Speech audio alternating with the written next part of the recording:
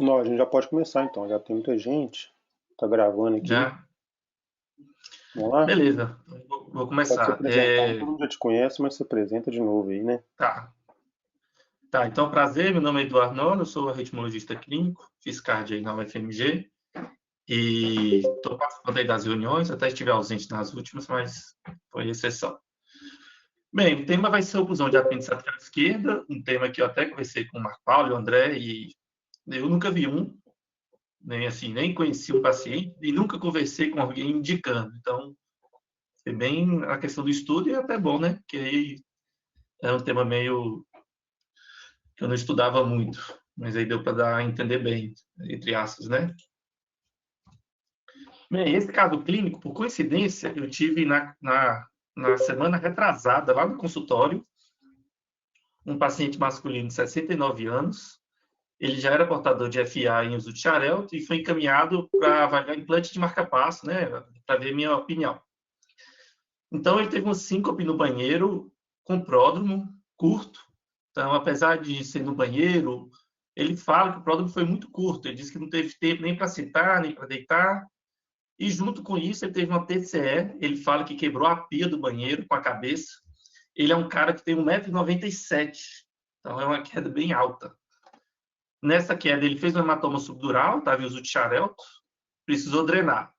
No pós-operatório, alguma coisa assim, na primeira semana, ele teve uma nova síncope, que não foi do banheiro, mas ele escreveu do mesmo jeito, com pródromos curtos, com necessidade de sutura. Não piorou o hematoma, mas cortou a cabeça. Na época, ele estava em uso de carvedilol, tiraram o carvedilol e ele relatou que estava melhor e ele correlaciona com a retirada do carvedilol. E também, nessa época, tiraram o xarelto. Chegou para mim, então, sem um xarelto, sem um carvedilol. Ele tem uma cardiopatia dilatada de fração de ejeção normal, ele tem uma dilatação no VD, ele é hipertenso, o que torna ele um Chagas-Vasque-3. O Holter, pós-beta-bloqueador, mostrou um ritmo de FA de 67 de média, 38 a 122, teve 100 pausas, sendo a maior de 3,8 segundos. O Holter por si não é dos piores Holters não, né?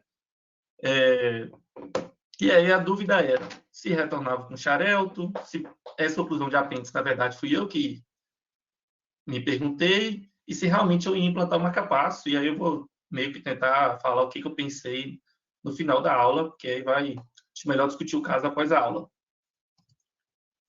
Então, o que é o apêndice atrial? O apêndice atrial é um remanescente embrionário do ato esquerdo. Ele é formado por músculos pectíneos e dentro dele é bem trabeculado. Ele fica anterolateral sulco AV e ele tem uma certa... Ele é dividido em 4. É até engraçada a divisão dele, porque ele pode ser classificado em asa de galinha, que não entendo por que esse nome. Esse aqui é o windsock. O windsock é aquela bandeira laranja que tem nos aeroportos, que é uma bandeira laranja para saber de onde vem o vento. Não sei se vocês sabem assim. Esse aqui é de cactus e esse aqui é de couve-flor. Mas isso não é tão importante. O mais importante, assim, que também não vou focar, é a questão do ósteo. Saber qual o tamanho do ósteo, o formato, isso. Se é redondo, se é circular, se é mais elíptico. E aí vem a dúvida, né? Por que a gente está falando da apêndice atrial? Ele realmente está envolvido, então, na formação do trombo. Esse estudo aqui foi um grande divisor de águas, apesar que já se falava disso. Todos os estudos que tem aí sobre oclusão de apêndice, os estudos principais, todos eles citam esse estudo, que é um estudo bem importante, na verdade é uma revisão sistemática de vários estudos, ele é de 96, e aí ele pegou vários estudos que usavam vários métodos diferentes para pacientes não reumáticos e reumáticos. E aí os não reumáticos, 91% dos pacientes que tinham trombo, minto, de todos os pacientes que tinham trombo, 91% deles, o trombo estava no apêndice e não no átrio. E nos reumáticos, de todos que tinham trombo, somente 57% estava no apêndice. Então, a partir desse estudo, e também porque, bem, a oclusão de apêndice atrial envolve países ricos, farmácia, que não vão muito investigar também doença reumática. Então, obviamente que isso aqui é um motivo que é mais dito, né, nos estudos, nos guidelines, nos sumários, mas devem também ter essa segunda interpretação. Nunca se tentou fazer oclusão de apêndice atrial no reumático, porque o reumático tem uma prevalência maior de trombo no átrio esquerdo, ao contrário do não reumático. E aí, então, começou a se pensar nisso. Vamos tentar ocluir esse apêndice atrial e ver o que acontece. Existem várias empresas que tentaram fazer isso, e as mais famosas é a Boston e a St. Jude, principalmente da Boston. A Boston que lançou o Watchman, que é o mais usado, e a St. Jude não tem nenhum RCT para o ACP, né, que é esse Amplaxer Cardiac Plug, porém ele é bem usado assim, nos estudos que eu vi. Mas a gente vai falar mais do Watchman.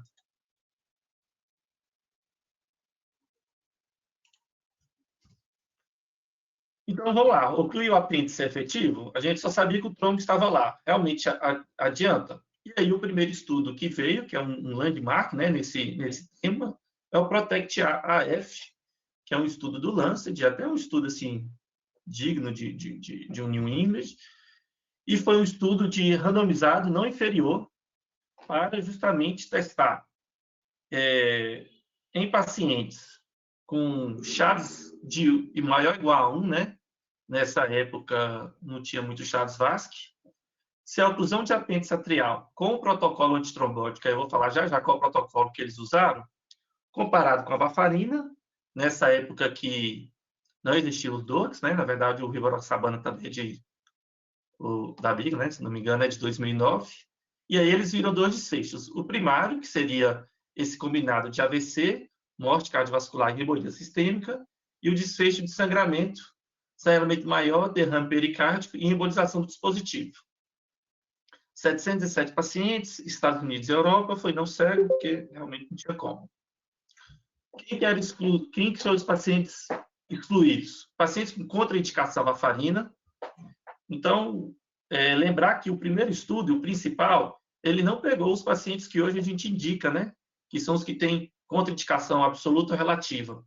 Tanto que existe um certo raciocínio, pensamento errado, que eu já vi algumas pessoas falando, de que quem não pode usar o Marevan ou o DOAC, mesmo que por um curto período de tempo, não possa tentar. E a gente vai ver que não é isso, não é obrigado a usar esse Marevan dos 45 dias. Outra contraindicação seria já a presença do trombo. Aqui é mais uma questão do procedimento, que seria defeito do septo atrial constante direita e esquerda, e doença carotídea sintomática. Foi os critérios do PROTECT. E qual que foi o esquema, né, essa terapia aqui, antitrombótica, que eles fizeram junto com a oclusão de apêndice atrial? Seria 45 dias de varfarina e AS.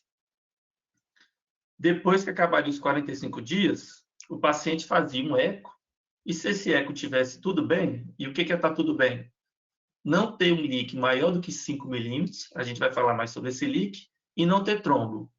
Aí ele trocaria a varfarina pelo clopidogrel e depois de 6 meses ele deixaria só o AS. Por que só o AS? O dispositivo que é usado na oclusão de apêndice atrial, eles tentam usar muitas evidências do mesmo oclusor de CIA, que justamente o que eles fazem para esse oclusor do CIA é manter o AS, né? Então é por isso que eles se guiaram muito por isso. Só que aí, de antemão, eu vou falando que se você tem Marevan, AS, clopidogrel e DOAC, a combinação é eterna. E aí é um tema super polêmico que eu também vou entrar depois. O TTR do grupo controle foi muito bom, 66%, que é um TTR, não é excelente, mas é considerado bom, próximo de outros estudos famosos. E o sucesso de implante aqui foi 89%. O que eles acharam? O desfecho primário, na intenção de tratar, né, ele atingiu a não inferioridade, porém ele não atingiu a superioridade, né? Você vê que ele teve até tendeu para ser melhor, mas não foi nada muito exagerado e não conseguiu a superioridade. Ele atingiu a superioridade para morte cardiovascular e atingiu a superioridade para AVC hemorrágico. Esperado, né? Se você tira a Marevan do paciente, ele realmente vai sangrar menos. E no desfecho primário, por protocolo, ele atingiu até a superioridade. Então, e defeitos colaterais, que aqui é importante, né? Os defeitos colaterais do procedimento cirúrgico, que aqui é o verde, não veio a referência, obviamente que no começo é bem maior, que são os efeitos colaterais relacionados ao procedimento. Mas que, com o tempo, o sangramento do uso de Marevan vai só aumentando e vai alcançando os danos, né? É provável que, com o tempo, essa curva até fique invertida. Então, qual que é a conclusão do Protect? Ele realmente atingiu a não inferioridade para o desfecho primário, que é AVC, morte e embolia. Ele reduziu, né, com superioridade, AVC hemorrágico e morte cardiovascular. Por protocolo, ele realmente reduziu o desfecho primário, né, ele teve superioridade. E os eventos adversos, apesar de existirem, eles vão se diluindo com o tempo, com a questão do sangramento. E aí, o que aconteceu? O Protect-AF, ele conseguiu a aprovação europeia com esse estudo.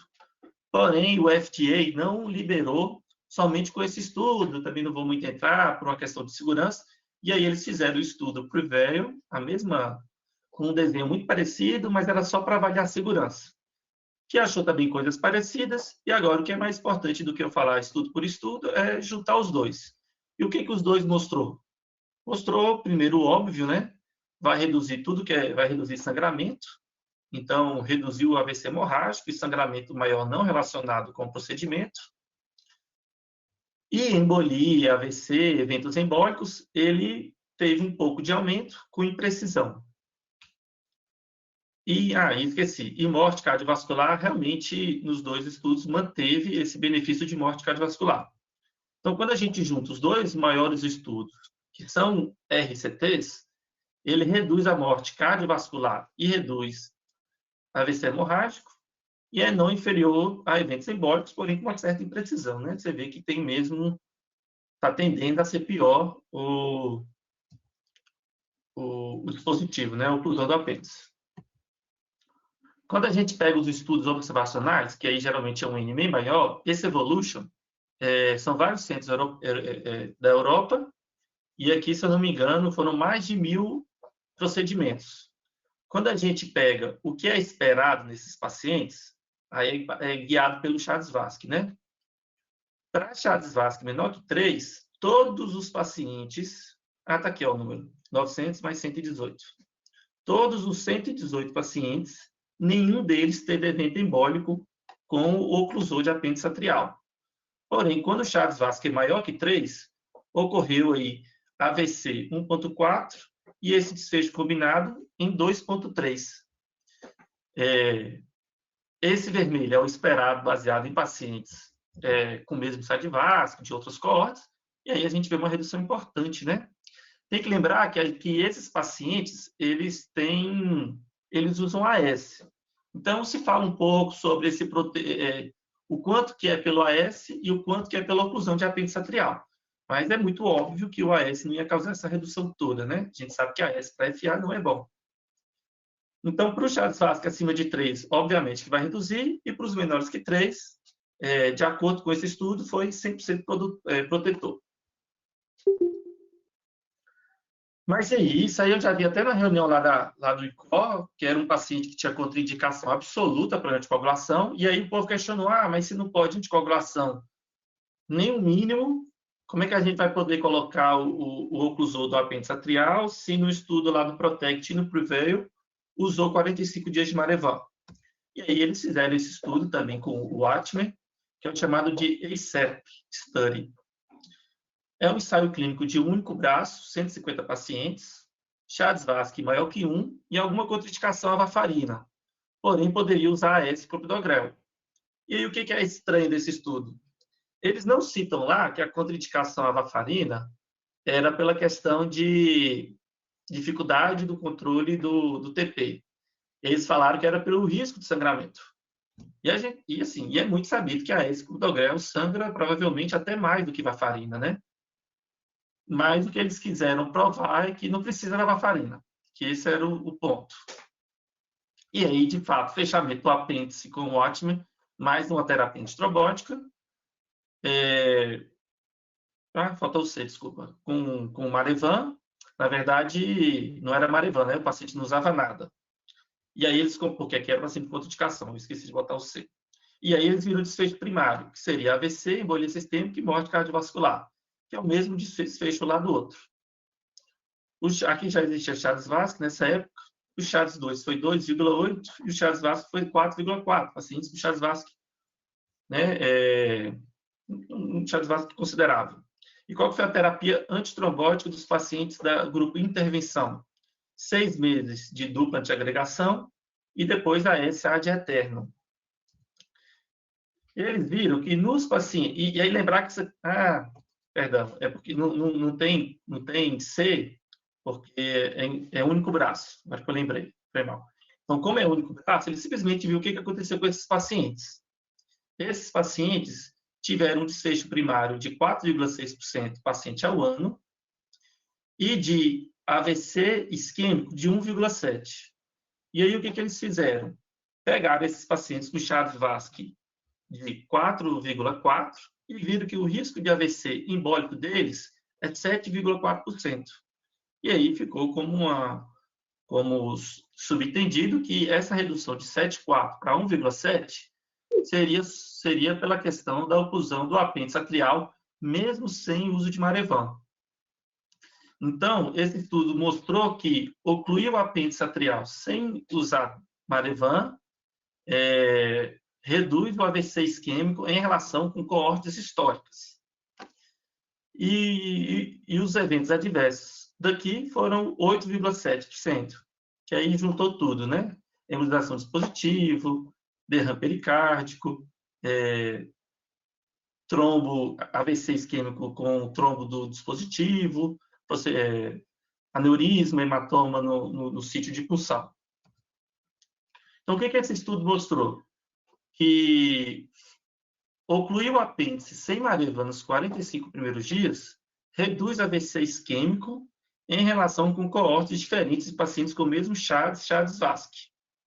E ele mostrou uma outra coisa interessante.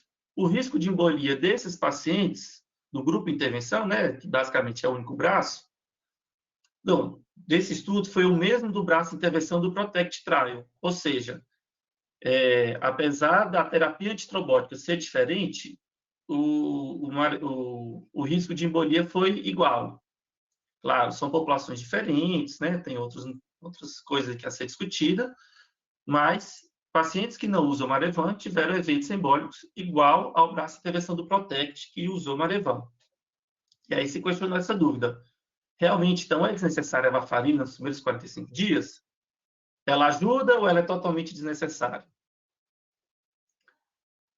Diferença em serviço e grande volume. Então, como todo procedimento em geral, quanto mais opera, melhor, né? E aqui não seria diferente. No estudo de 2011 do Circulation, pegou o PROTECT e fez algumas comparações. Ele pegou tempo de procedimento, porcentagem de sucesso, eventos adversos, e comparou early late, e aqui ele colocou como metade de todos os procedimentos e a segunda metade. E ele também comparou os 3 primeiros procedimentos com o quarto a partir do quarto. E ele também usou com uma coorte também de implante, aqui não foi um estudo randomizado. E viu que realmente quase todos os desfechos melhores. Ou seja, a partir do quarto, e quanto mais você faz, diminui o tempo do procedimento, a porcentagem de sucesso é melhor, os eventos adversos diminuem. Então, o que esse estudo mostrou aqui? A partir do quarto paciente já reduz o número de complicação, quanto mais opera, melhor a chance de implante, menor complicações, e o AVC durante o procedimento não deu para avaliar, que seria talvez um dos piores desfechos, porque é muito raro. Então, esse desfecho aqui, isolado, não deu para usar, porque foi muito pouco, foi 5 eventos e 3 eventos. E aí, quando a gente pega o número de eventos adversos em ordem cronológica, então aqui é o PROTECT, que é o primeiro estudo que eu mostrei, Aqui é outro, o SAFE, que aqui é observacional. Aí depois veio o Prevail, depois veio o Evolution, e mostrou que os eventos adversos andam reduzindo com o tempo, que é uma coisa boa, né? Quanto mais se opera, mais se sabe. E o que é fazer muito, fazer pouco? Como é que anda rolando aí? Esse estudo pegou a quantidade de procedimentos e também deu outras informações que eu vou falar no ano de 2014. São vários, se eu não me engano, 30, acho que uns 70 hospitais lá da Europa, e aí ele mostrou que em 10% desses centros fizeram mais de 50 procedimentos de oclusão de apêndice atrial, ou seja, um número muito menor do que a gente vê aqui, né?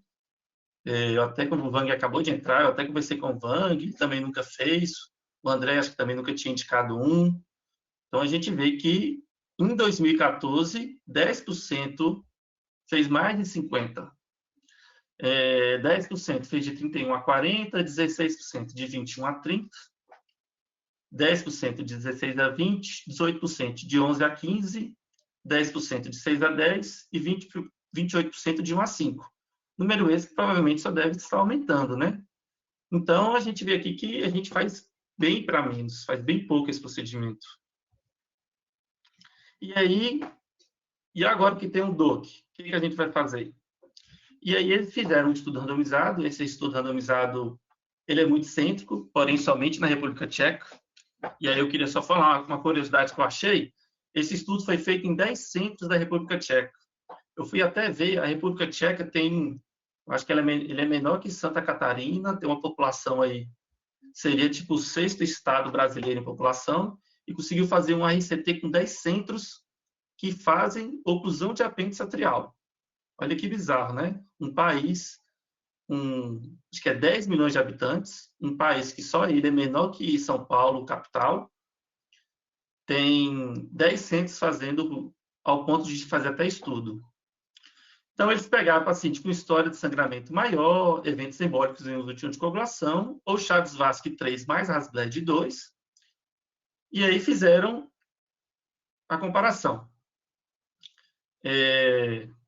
Oclusão do apêndice, e qual que era a terapia antitrobótica. Aqui eles recomendaram AS e clopidogrel durante 3 meses, e depois fazia o ecocardiograma, se tivesse tudo bem, ficava só no AS. Só que eles deixaram claro que poderia usar DOAC, poderia usar DAPT por mais tempo, poderia usar DAPT por menos tempo, era depender da equipe assistente, se tinha trombo, se não tinha trombo, se tinha leak, se não tinha leak. Às vezes o Chagas-Vasque era mais alto, eles deixavam aberto, mas a recomendada era isso. Contra o controle, que nesse caso seria DOAC. Nesse estudo, a maioria usava a Pixa. E aí fez um desfecho combinado quase junto com o desfecho de dano, né? Então foi AVC, embolia sistêmica, sangramento maior, morte cardiovascular e complicação após procedimento importante. Então está aqui o PRAG 17, realmente foram 402 pacientes de alto risco, foi um follow-up aí de 20 meses, e para a não inferioridade, ele atingiu a não inferioridade, ou seja, a oclusão de apêndice atrial foi tão bom quanto o DOAC. A parte de sangramento foi muito parecido, né? O que era até um pouco esperado, já que DOAC sangramentos que Marevan teve uma redução com imprecisão, né? Ou seja, reduziu o sangramento em 47%, com um pouquinho de imprecisão, que também era esperado, né? Apesar de DOAC sangrar pouco, não sangra mais do que nada, né? Porém, quando juntava tudo, acaba que o sangramento do procedimento fazia com que essa diferença ficasse menor. Então, é como se você trocasse o sangramento do procedimento pelo sangramento após o procedimento. Então, esse estudo aqui é um estudo de um país somente, o que pode ter uma certa crítica, e ele mostrou que a oclusão de apêndice atrial não foi inferior, atingiu a não inferioridade com DOAC, porém é não superior. E teve a mesma taxa de sangramento, porque o que um sangra no procedimento o outro sangra com o tempo. Efeitos na melhora da qualidade de vida. Bem, quando a gente pega como, por exemplo, dor, estado geral, vitalidade, limitação, saúde mental, não tem por que achar que vai ser melhor mesmo, né? O procedimento, depois que acaba a vida que se segue, o Marevan é um remédio, ou dor, que é chato, né? Mas o que vai melhorar de fato é a liberação para exercício físico, que já que a gente tem que contraindicar para muitos pacientes por causa do Marevan. Então, a ausência do Marevan faz com que eles fiquem mais liberados para fazer atividade física e menos medo de ter um hematoma, de ter um sangramento. Então, mostrou melhora da qualidade de vida só nisso. E o que os sumários falam, então? Porque até então, o que o estudo mostrou é que é tão bom quanto o Marevan, né? O estudo tentou provar isso. Quando a gente pega o update, ele fala que para pacientes com FA, com uma indicação de anticoagulação, e que tem deve ser feita em pacientes que têm uma indicação de anticoagulação e tem uma contraindicação para anticoagulação no longo termo, né? A longo prazo. E ele fala que não é provado para ser feito em adjunto com anticoagulação, ou seja, que aqui teoricamente é o LAUS 3, né, que é esse estudo mais recente, que é a seguinte dúvida: talvez no paciente com Chagas-Vasque muito alto, valeria a pena oclusão de apêndice mais anticoagulação? Não existe nenhum estudo de oclusão percutânea que responda a isso. Teoricamente, só vai ter o estudo lá do contexto cirúrgico, que também eu vou falar mais tarde. E o Guideline Europeu de 2020, que ele fala que a oclusão de apêndice pode ser considerada para a prevenção de AVC em pacientes com FA e contraindicação para anticoagulação durante longo prazo. Por exemplo, AVC hemorrágico sem a causa reversível. E aqui é no contexto de cirurgia. Então, assim, o interessante é que o estudo não provou isso, né? O estudo, na verdade, provou que é tão bom quanto a Marevan, até melhor, né? Porque sangra menos. Então, é tão bom que o Marevan para eventos embólicos e sangra menos. Mas, mesmo assim, os guidelines simplesmente falam sobre em quem não pode anticoagular. Alguns artigos até citam que poderia ser uma opção no paciente que não está afim de usar o anticoagulante. Ainda mais num mundo onde só tinha o Marevan até então. Se o paciente não quisesse usar o Marevan, seria uma opção para ele mesmo, só pela questão da vontade. E aí, sempre lembrar que contraindicação para anticoagulação não necessariamente é contraindicação durante um curto período de tempo. Então, às vezes, dá para fazer uma anticoagulação ali, que só seria durante 1 mês, 2 meses, né, 45 dias seguindo o estudo. E agora eu falei qual foi o P, né, dos estudos, eu falei quais são as indicações do sumário, e esse estudo foi um dos estudos que eu já mostrei, que são vários centros na Europa, eles colocaram quais eram as indicações de cada serviço. Então, 94% dos serviços que eles avaliaram, foram mais de 50, eles indicavam se Chagas-Vasque maior que 2, mas contraindicação a um anticoagulante, e aqui é até estranho não ser 100% dos hospitais, que essa aqui é a mais famosa, né? Esse aqui seguia, 55% do hospital seguia uma coisa mais a regra, né? Mas pouca, teoricamente assim, menos chance para interpretação. Então, o Chagas-Vasque maior ou igual a 2 e o Hasbled maior ou igual a 3, eles já indicavam a oclusão de apêndice atrial. 55% indicava oclusão em quem teve evento embólico, apesar do uso de anticoagulação, e aqui não deixou muito claro se eles substituíam ou se eles adicionavam anticoagulação. Talvez esse paciente aqui, o melhor seja adicionar anticoagulação. 30% Chagas-Vasque maior que 2 e doença renal final, né? Clinicamente melhor que 30. Também uma indicação bacana, né, gente? É bem questionado anticoagular doença renal crônica avançada, dialítico, então realmente seria uma boa opção. 24% indicava no contexto de tripla anticoagulação, né? Então, os pacientes pós-infarto com FA, eles indicavam para poder tirar o anticoagulante e aí não tem que fazer o esquema triplo. Hoje, depois do Augusto, provavelmente, realmente isso aqui não vai precisar, já que os pacientes estão tendo alta só com DOAC mais clopidogrel. Alguns serviços, toda vez que indicava, né, 15% indicava junto com o isolamento de veia pulmonar, ou seja, se ia isolar a veia pulmonar, já que estava lá, já fazia oclusão de apêndice atrial. Para mais aqui, provavelmente, né? E outros usavam como alternativa em pacientes, mesmo em ausência de risco de sangramento, ou seja, só para não usar o anticoagulante. Então, a gente vê que esses serviços aqui fazem bem para mais, né? Bem, pré-op, o que precisa antes do procedimento? Alguns centros falam que precisa de ecocardiograma transesofágico, outros falam que precisa de TC contraste, mas nenhum dos dois é totalmente obrigatório. O que é preciso mesmo é do eco durante o procedimento. E o que é melhor é fazer mais próximo da cirurgia, porque a volemia do paciente vai influenciar no tamanho do ósteo do apêndice atrial. Então, se você calcular muito antes, isso pode atrapalhar no cálculo do tamanho do ósteo.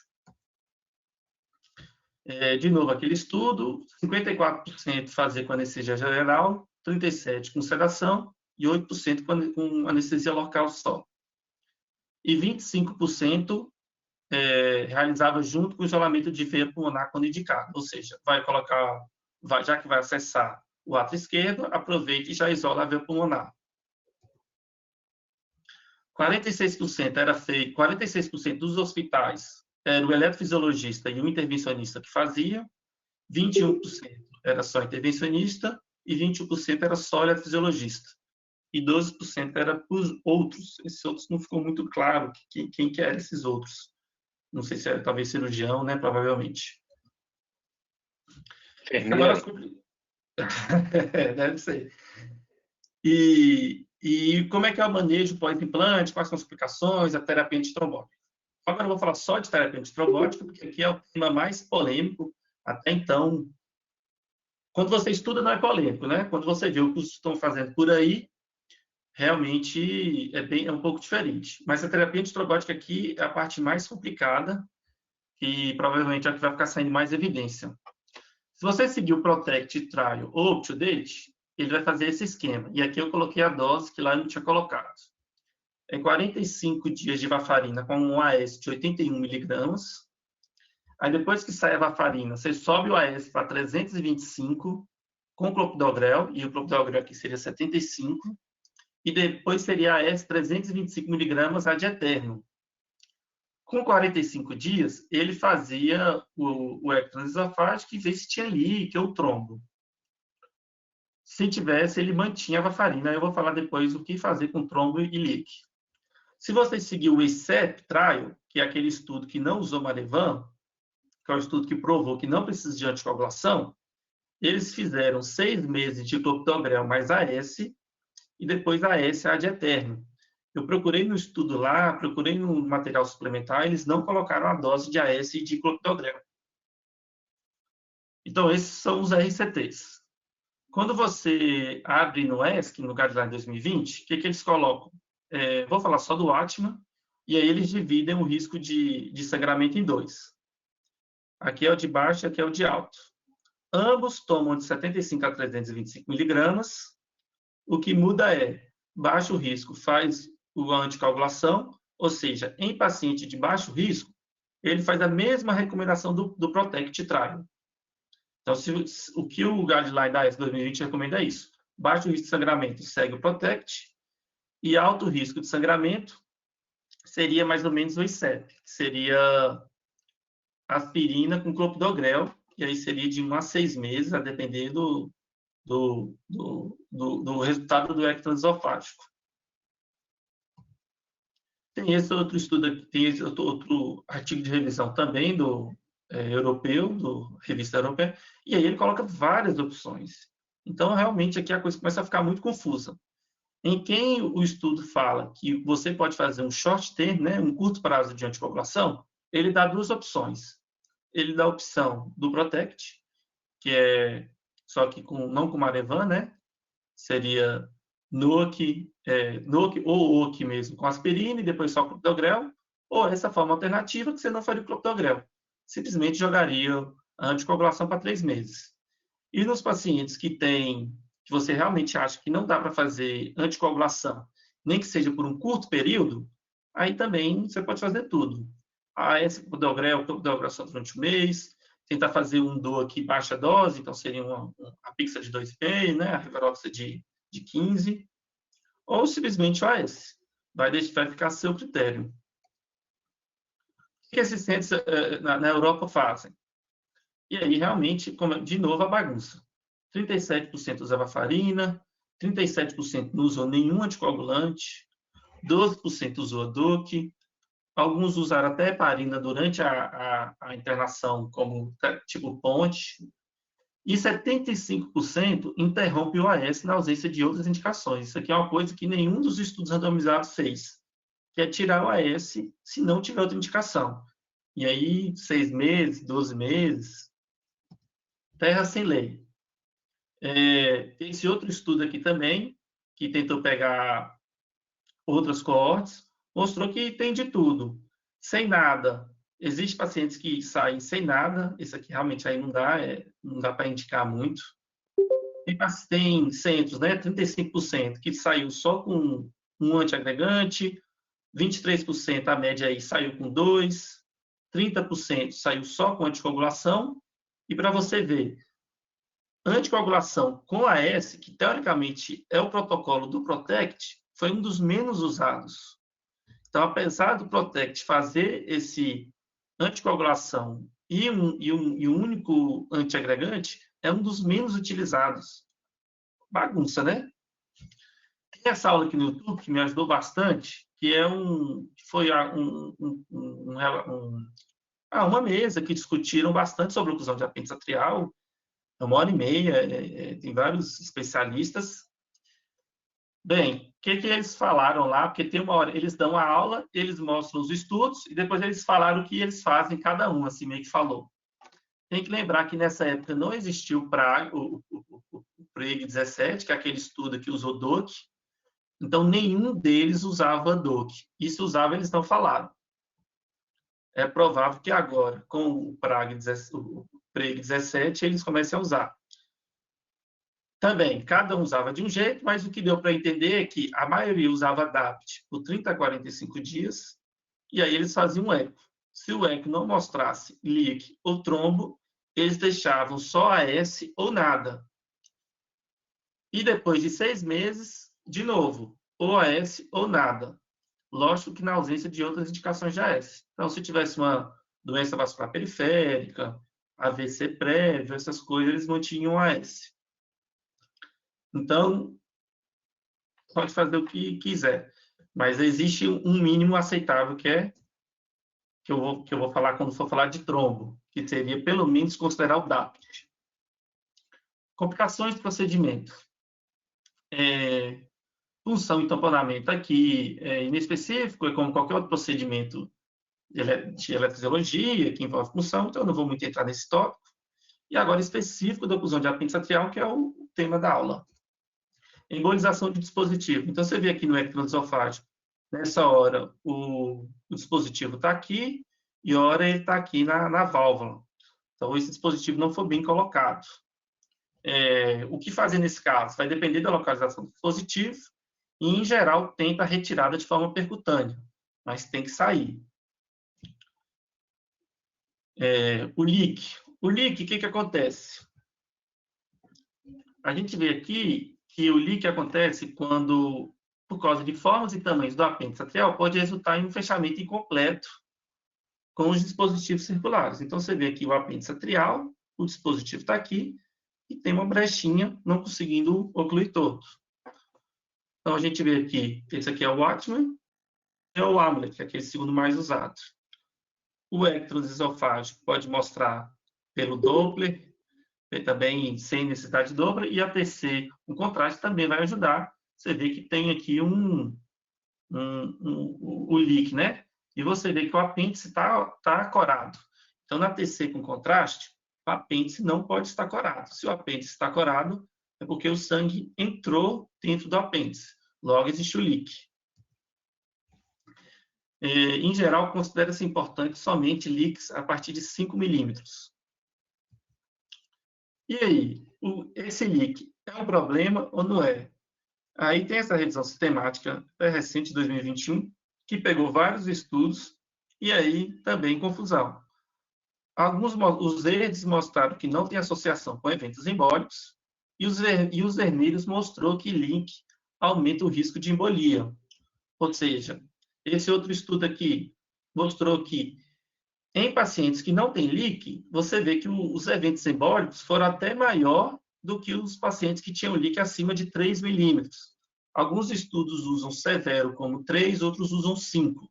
Os RCTs usaram 5. Os observacionais tentam separar assim, 1 a 3 e acima de 3.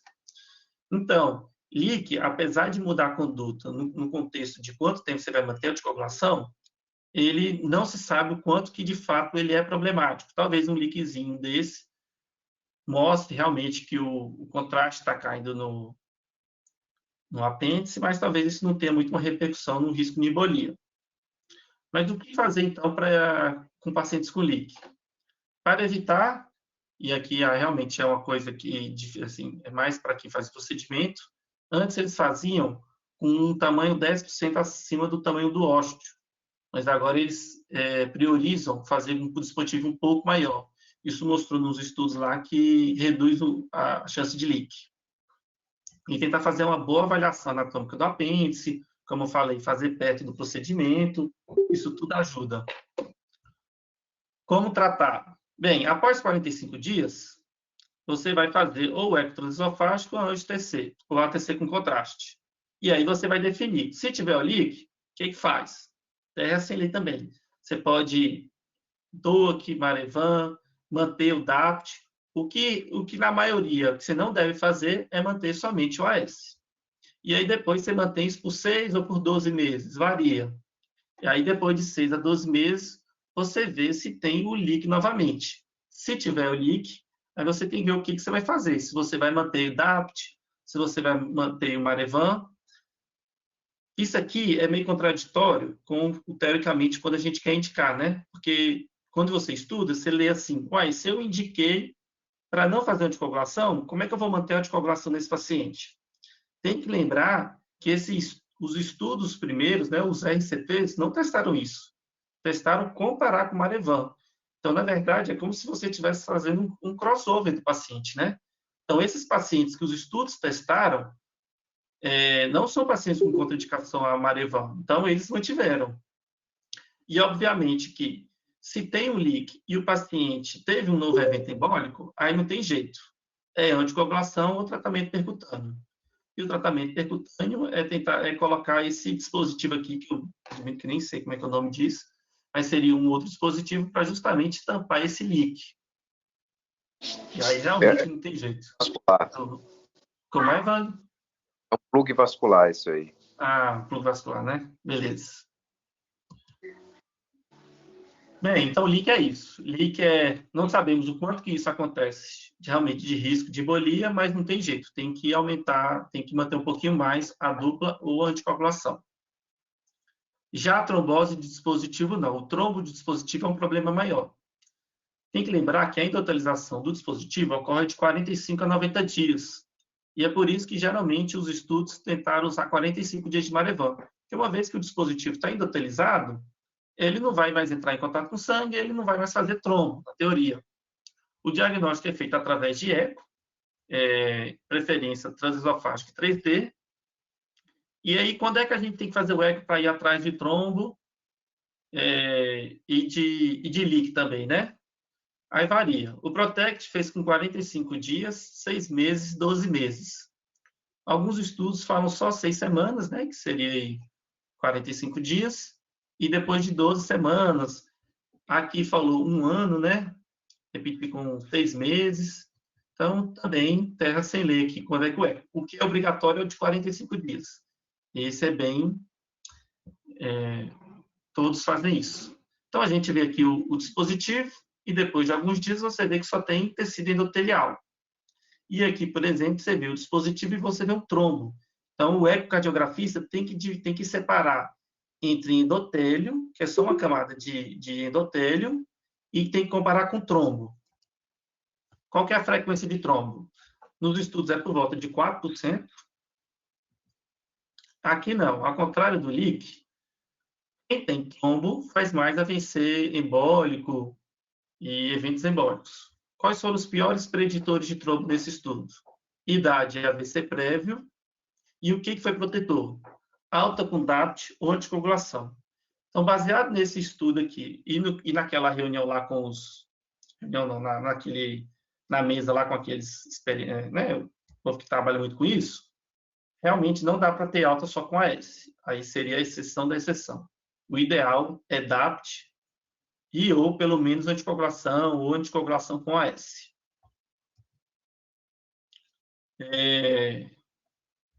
Porém, de novo, confusão. Esse outro estudo mostrou que, por exemplo, pacientes que não usaram nada tiveram até mesmo menos trombos do que pacientes que usaram DOAC, DAPT, AS isolado. Lógico que esse estudo observacional, a gente sempre pensa que pacientes que eles foram mais agressivos são pacientes com maior risco de embolia. Então, talvez eles tiveram mais, mesmo em uso de DAPT, porque era o maior risco. Eles não iam dar alta sem nada no paciente de alto risco, provavelmente foram casos mais intermediários. E aí, aqui é um outro esquema que tem de outro artigo, e aí, como eu falei, primeiro o eco sempre com 6 e 12 semanas, e depois ele recomenda com 12 meses. Se tiver leak maior que 5, continua, aí olha o que ele fala. Anticoagulação, DOAC, DAPT. E repete depois para ver o que aconteceu com o leak. E se tiver trombo, aí você tem que tratar. Como é que trata o trombo? Também tem várias formas. Você pode usar Marevan, então se era trombo sem Marevan, usa Marevan. Se era trombo com o uso de Marevan, usa Marevan com a dose maior. Se for um trombo muito grande, interna para fazer de 2 a 4 semanas anticoagulação terapêutica parenteral, ou até mesmo, em raros casos, tem que tirar, se for um trombo muito grande. Então, vai depender do tamanho do trombo e do que ele estava usando quando ele teve o trombo. Obviamente que, quanto maior o trombo, mais agressivo, e dependendo do que já estava usando, também tem que ser mais agressivo do que estava usando, a não ser que tivesse má adesão. E agora o estudo mais recente, que é o fechamento de apêndice atrial em contexto cirúrgico. Esse estudo aqui todo mundo já deve estar mais atualizado, saiu agora do New England, Charles Milk 2, pacientes que iam para cirurgia cardíaca. Cirurgia essas que não poderiam ser sem SEC, não poderia ser válvula mecânica, nem congênita complexa e nem poderia ter acesso prévio ao pericárdio. O estudo foi cego, exceto pelo cirurgião, então foi um estudo que dá para fazer um bom desenho, né? Toda a equipe que cuidava, o paciente, quem avaliou os dados, todos eram cegos. Eles usaram essas técnicas, acho que não vale a pena ficar entrando, isso é mais coisa da cirurgia, mas o estudo não usou todas, assim, existem técnicas famosas que não foram usadas no estudo. Mas aqui é clube do ritmo, né? São os clubes da cirurgia que a gente ia entrar nesse tema aí. E aí o que o estudo mostrou é que, ao contrário do Protect, aqui ele adicionou a oclusão junto com a anticoagulação, que reduziu aí por volta de 33%, que dá um MNT aí de entre 40 e 50, fazendo aqui de cabeça. Os pacientes mantinham anticoagulação 75, 78%, que é a impressão que dá até pouca, né? A gente tende a anticoagular mais. Complicações cirúrgicas, tempo de cirurgia, tempo de SEC, isso praticamente não mudou nada. Em tempo de intubação, somente tempo de hospitalização por IC, que teoricamente foi um pouco maior. Ou seja, ocluir o apêndice durante a cirurgia não vai complicar muito a cirurgia nem o pós-op. Então, o que esse estudo falou? Que realmente reduz eventos embólicos, ele não aumenta complicações cirúrgicas, porém, ele não testa a possibilidade de retirar a anticoagulação após o procedimento. E o próprio estudo fala isso, né? Assim, nós não estamos provando que é seguro tirar a anticoagulação após o procedimento. E uma coisa que a gente também tem que pensar será que então valeria a pena ocluir percutâneo junto com o anticoagulante? Teoricamente, ele também não respondeu isso diretamente. E aí, o caso, o que aconteceu? É um caso muito difícil. Esse caso eu achei muito difícil, até conversei com algumas pessoas. E a síncope, apesar de poder ter sido vasovagal, né, foi no banheiro, tem um pródromozinho, foi de alto risco, teve TCE, de acordo com ele, era um subdural, de acordo com ele, o pródromo era muito curto e melhorou com o carvedilol, com a tirada do carvedilol. O que eu pensei que era uma bradicardia mesmo, e aí eu sei que se a gente tirou o fator casual, teoricamente não precisaria, mas é um paciente com um Holter, teoricamente já estava mais bradicárdico, não é aquelas FA de alta, a família estava muito preocupada, dava medo de ter outra síncope, então eu até que eu concordei, sabe, com o marca-passo. E aí eles me perguntaram se eu ia retornar com Xarelto ou não. E aí eu não quis ainda retornar, porque eu estava preocupado com ele ter mais uma síncope. Então eu até acho que eu vou voltar só com Xarelto depois do marca-passo, que aí, teoricamente, se for realmente uma síncope bradicárdica, eu poderia voltar com Xarelto. Mas aí eu passei esse paciente para o Charles, porque ele é Promed, e aí eu até falei que se a gente conseguir ocluir o apêndice, talvez a gente poderia deixar sem anticoagulação. Então, se a gente conseguisse fazer os dois procedimentos, seria uma boa. E é isso.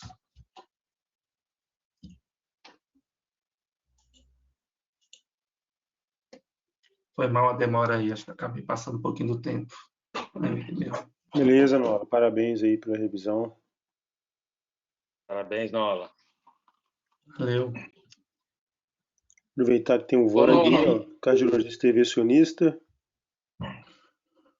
E o pessoal da arritmia. Tá querendo botar marca-passo nesse paciente seu aí, Nola? Tá achando que você tá muito invasivo, hein, Nola?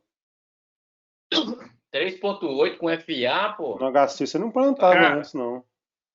A família, velho, chegou numa agressividade porque a médica cardiologista assistente falou que vai desmaiar enquanto não botar o marca-passo. Então eu fiquei meio com medo de bater Troca esse médica martelo. cardiologista. Aí quebrou a cabeça na pia, filho. É foda. Aí bota o marca-passo e continua desmaiando. Eu sei. Um endocardite. E faz o hematoma na hora lá quando ia cair também. Desloca. Eu sabia que eu sei jogar nesses casos. Alguém cara, já indicou algum fechamento percutâneo? Oi? Alguém já indicou algum fechamento perguntando? A gente teve aquele paciente, né, Marcão, comum, a gente quis indicar, mas o que eu acho difícil desse negócio é que realmente, hoje em dia, com os DOACs, essa indicação clássica, eu acho muito difícil. Você não acha, não, Marcão? Consultório. É muito difícil de achar uma pessoa com contraindicação absoluta, né, ao uso de anticoagulante. Eu acho que vai ficar, eu acho que vai ficar muito restrito, Nola, aquele grupo, eu gosto desses registros também da Sociedade Europeia, que eles mostram muito como é que eles fazem, né? Então tem de ablação, tem de tudo. E aí você vê a experiência dos caras. Os caras fazem muito e a gente aprende muito com o jeito deles fazendo, né? Eu acho que vai ficar muito restrito a esse paciente. Por exemplo, renal crônico dialítico, que é um grupo que a gente tem muita dúvida mesmo de anticoagular. Então esse eu acho que é um nicho importante. Mas fora esse grupo com contraindicação ou que a ausência de benefício da anticoagulação, talvez vai entrar associado à anticoagulação no paciente que recorre a muito evento, né, de alto risco, recorrendo, né. Eu acho que vai ser o nicho aí. Ou sangrar com DOAC, né? Teoricamente, sangrou com DOAC. Teoricamente é uma indicação também. Mas, de fato, com a entrada dos DOACs é para reduzir, é para fazer menos. Aí depende do outra coisa que tem que lembrar. E outra coisa que tem que lembrar que você vê que os estudos enfatizam contraindicação a longo prazo, né? Eu já tive uma paciente que ela sangrava assim, ela tinha uma MAVE, ela sangrou até com heparina profilática. Então, para você entrar nesse átrio esquerdo aí, você vai ter que anticoagular, né? Então não é uma mágica, não tem jeito. Senão você faz trombo lá e aí piora tudo. Nossa, mas aí você está falando de coagulação só dentro do intraprocedimento? Intraprocedimento. Quando você entra no átrio esquerdo, você tem que anticoagular. Ah, entendi. A gente coagula antes de entrar, na verdade, né? Faz trombo muito rápido lá dentro do artéria. Esses pacientes, eles iam para o procedimento só com AS. Eles iniciavam o Marevan só no pós-op. Então, Sim, não, mas... Isso, e dentro eles faziam anticoagulação, isso. Quando o cara não pode nem usar anticoagulação, procedimento, não tem jeito. Isso que o André está querendo dizer. Não, mas... É um grupo tem que ser uma indicação assim bizarra, né? Tem umas máveis aí do mal, meu amigo. Mas eu acho que, assim, com certeza todo mundo aqui deve ter tido algum paciente que poderia indicar, e a gente acabou que a gente não indicou por desconhecimento, por não ser costume. Provavelmente esses centros na Europa aí fazem bem para mais, né? Mas não tem como aqui, A Europa sempre... nós aqui ter visto o caso. As coisas sempre começam no leste europeu e eles fazem muito desses negócios. Uma coisa também que é importante enfatizar, se você quiser fazer o controle do ritmo, se for uma coisa muito importante, esse de fazer combinado na ablação de FA, é isolar eletricamente o apêndice, entendeu? Porque depois você não vai conseguir mais. Então, se você achar que é importante isolar o apêndice, que aumenta a taxa de ritmo sinusal, né? Você isolar antes de fechar endovascular, né? Porque só se você fizer o fechamento que exclui eletricamente. Então, isso é uma coisa importante também. Que o dispositivo não faz isolamento elétrico, né? O Watchman. Não faz isolamento, é só o lariate, que aí você tem que funcionar epicárdio, que aí é um laço mesmo. Você dá como se fosse uma estrutura externa do apêndice. Aí ele isola eletricamente. Mas nos outros não, né? Então é importante que se tiver trigger no apêndice, você nunca mais... Por isso que esse estudo aí cirúrgico, eles não olharam isso, mas talvez os pacientes tenham tido menos FA porque acho que 80 e tantos por cento fez a exclusão, retirou o apêndice mesmo, né? Então, é uma coisa importante aí para a gente falar também. E o isolamento elétrico, a gente tem feito uns no HC em paciente reumático com prótese mecânica, né? Mas o hazard ratio de AVC para os pacientes que isolam eletricamente o apêndice sem ocluir é de 11, né? Então, para AVC isquêmico, né? Então, aumenta bastante a chance. O que eu lembro no meu R1 de cardio, era um paciente, aí você não deve lembrar não, Marco, mas era um paciente que era um FA achados considerável assim, e aí fez vários sangramentos com Marevan, e aí foi para reunião, discutiu o que fazer, e aí o paciente não pode comprar o DOAC, mas se o SUS puder oferecer o dispositivo, talvez seja uma situação, né? Porque o SUS não oferece o DOAC por enquanto. Então, não sei se a gente conseguiria isso, né? Eu acho que sim, eu acho que com sangramento recorrente em uso de DOAC na dose certa, intracraniano ou gastrointestinal que você não consegue resolver, porque às vezes o gastrointestinal se resolve, né? Uma úlcera que você trata, mas que você não consegue resolver é uma opção boa. E esse renal crônico dialítico, estágio terminal aí, e o cara que fica recorrendo, acho que esses três grupos, né? Uhum. O Vang quer comentar alguma coisa da técnica aí, do procedimento, dispositivo? O Vang tá aí. Marco, eu tô sim. Oi, boa noite a todos. Parabéns, Nola, pela aula, tá?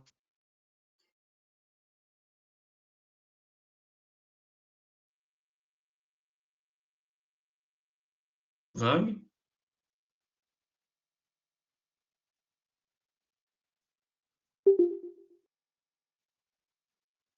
Caiu a dele, mas não sei, não, tá aqui. Morreu, né?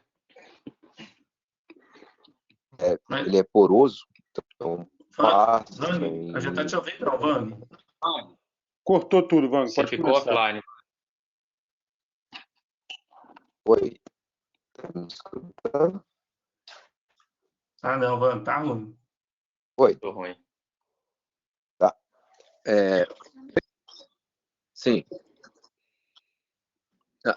Ah, tá, desculpa. Tava comentando que o Watchman é um pouco diferente do Amulet, porque ele é um pouco poroso, então passa o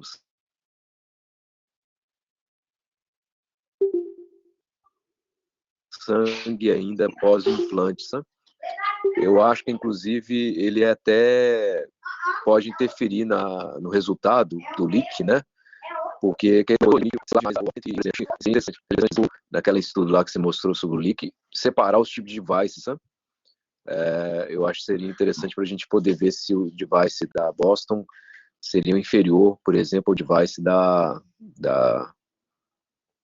Sanjode, que é o VCP.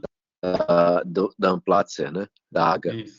Mas eu acho que realmente a questão, a gente até discutiu isso muito, né, André? Também a gente acha que, sim. Na verdade, a AGA foi comprada pela Sanjud, que foi comprada pela Abbott, né? Agora. Então, na verdade, está passando de mão em mão. Mas, enfim, eu acho que o grande problema ainda é a questão da indicação de achar o paciente, o nicho certo para esses pacientes, sabe? Eu acho que é basicamente, principalmente isso. Em relação até à questão que o Nola já falou, principalmente a questão da anatomia, são várias, basicamente tem algumas conformações básicas de apêndice. Para cada tipo de apêndice a gente tem um tipo de ataque para a válvula, um implante adequado.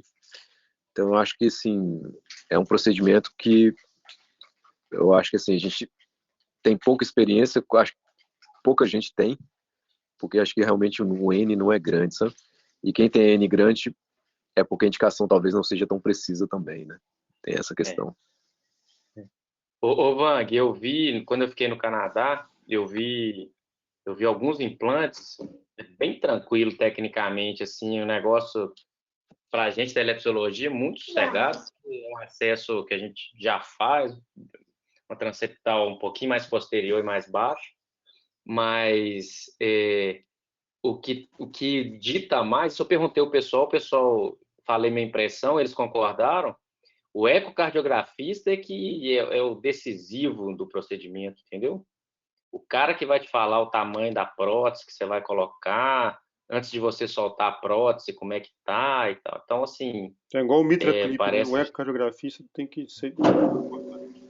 O cara que é o cara, assim, era uma mulher lá do Canadá que ela tinha feito, sei lá, mais de 50% dos implantes lá na região. Ela falava, não tá bom, não solta, tá ruim, troca a prótese. Ela que decidia tudo, entendeu? Bacana. Parabéns, Nola, muito bom. Valeu, gente. Valeu, então, Nola. Obrigadão. Obrigado, Valeu, pessoal. obrigado a vocês.